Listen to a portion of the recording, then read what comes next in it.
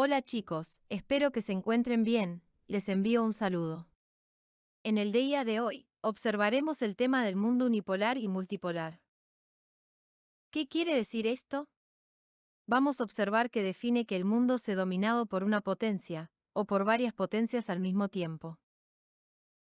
Esto tiene su origen en algo muy particular del ser humano, en algo muy básico, que nos lo explicarán nuestros amigos Pinky y Cerebro a continuación. En esta ocasión, todas las noches tratar de conquistar algo. ¿Es eso conquistar el mundo el humano? Desde que surge el ser humano tiene instinto de conquistar territorios a partir de la guerra, como lo observamos en este ejemplo del cine. En El Señor de los Anillos, se muestra cómo un pueblo pretende gobernar a otros pueblos, para decidir cómo se va a gobernar, para decidir qué es lo que se va a hacer, y cómo los otros pueblos se defienden ante estas invasiones y la conquista. La conquista de territorios es lo que va a definir o hacer el mundo. Cuando una potencia logra dominar el mundo se llama unipolar, cuando varias potencias construyen el bloque imperante lo llamamos multipolar. Pero para eso se necesitan tres tipos de poderes. El primero y principal es el poder económico. ¿Cuál es el poder económico? Es aquel que se basa en la obtención de riquezas muy importantes porque la riqueza va a decidir el siguiente poder, el militar.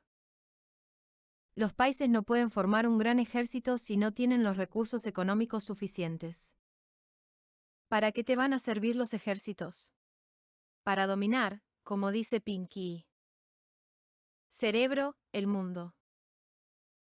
Esos dos poderes, el económico y el militar, van a perfilar el poder más importante, el político. ¿Y por qué es el más importante? Porque es el poder que va a permitir gobernar, es el poder que va a permitir influir en los demás, es el poder que ha de decidir qué hacer, qué no hacer, cómo gobernar o cómo influir culturalmente.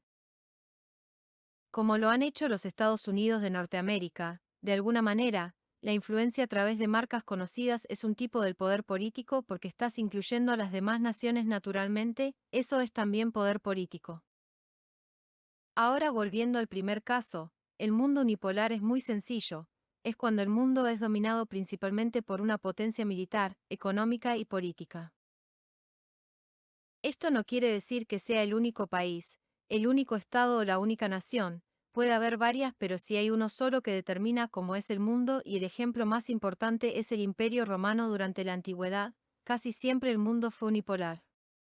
Observamos, por ejemplo, el emperador, que a partir del movimiento de su pulgar decidía si una persona vivía o no, eso era el poder y se observa en todo el territorio que dominó Roma, prácticamente toda Europa, todo el norte de África, el Oriente Próximo, eso era Roma. Bajo Roma vivían muchas personas, muchos países que conocemos tienen ascendencia romana, además influyeron en la lengua, en las tácticas militares gracias a su formidable ejército. La Edad Antigua concluye precisamente cuando acabó el Imperio Romano. En el occidente se empiezan a perfilar, poco a poco, varias naciones, varios estados. Esta desintegración ocasiona que el mundo se vaya perfilando de un mundo unipolar a un mundo multipolar. ¿Qué quiere decir esto?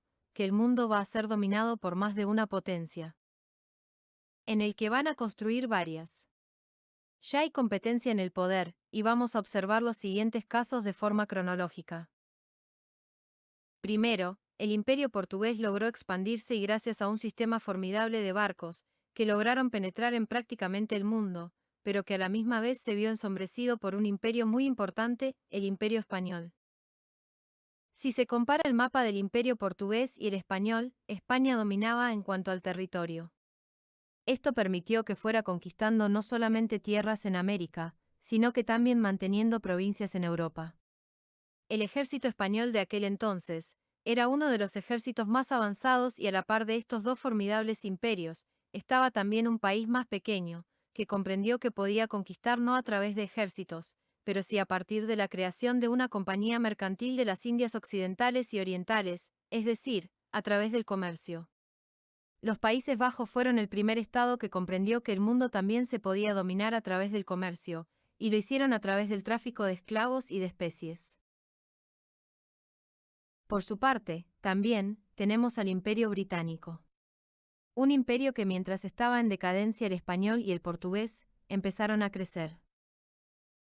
Observamos que sus dominios abarcaban, también, parte del mundo y fue un ejército que gracias a su armada, gracias a su sistema defensivo que no permitió que la conquistaran otras naciones por lo que logró mantener una hegemonía.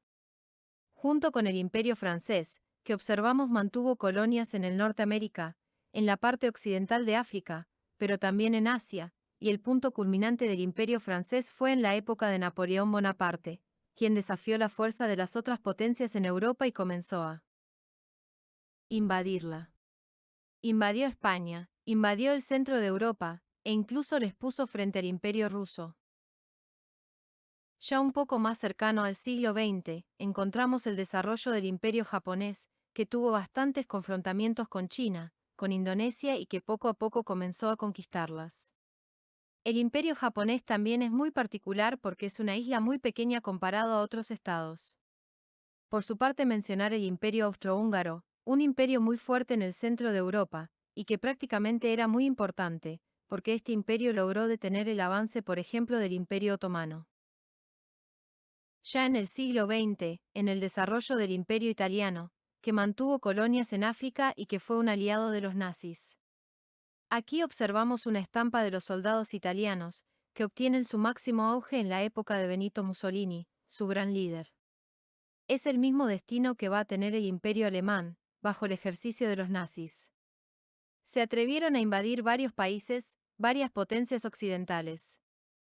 Ya muchos conocen el destino de este imperio, fue muy corto, pero que a través de tácticas militares muy novedosas, como la Guerra Relámpago, logró invadir potencias como Francia e incluso ponerle frente al ejército rojo de los soviéticos.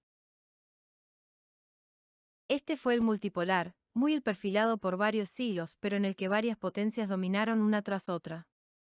Pero no había una potencia que dominara realmente el mundo. Y es así como llegamos al fin de este mundo multipolar, tras la Segunda Guerra Mundial. Antes de la Segunda Guerra Mundial, era un mundo dominado por varias potencias. Pero después, como ustedes saben, los aliados quienes obtuvieron la victoria, que fue el Reino Unido de la Gran Bretaña, la Unión Soviética y los Estados Unidos, se perfilaron como las grandes potencias. Aunque, al final, solamente dos fueron las grandes superpotencias, y son las que van a perfilar la Guerra Fría y los próximos 50 años del siglo XX.